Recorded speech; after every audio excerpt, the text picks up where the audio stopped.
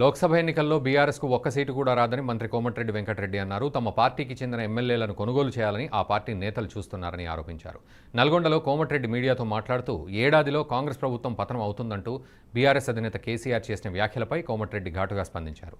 తమను టచ్ చేస్తే బీఆర్ఎస్ను పునాదులతో సహా పిగిలిస్తామన్నారు. 3 నెలల్లో ఆ పార్టీ దుకాణం బంద్ అవుతుందన్నారు. 3 ఎమ్మెల్యేలు మాత్రమే వారికి మిగులుతారన్నారు.